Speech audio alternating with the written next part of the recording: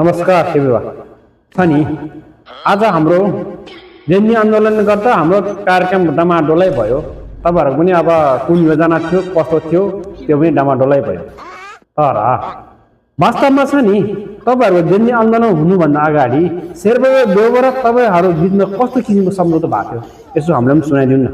2083 साल असारसम्म प्रधानमन्त्री रहन्छु। त्यसपछि म प्रधानमन्त्री छोडेर शेरबहादुर देउबाजीलाई जिम्मा लाउँछु। उहाँले प्रधानमन्त्रीत्व फेरि 18 महिना, मैले अब 18 महिना चलाउँछु र शेरबहादुर देउबाजीले 18 महिना। ओहो, त्यत्रो ठुलो सम्झौता पो गर्नु भएको छ तपाईहरु बिचमा है।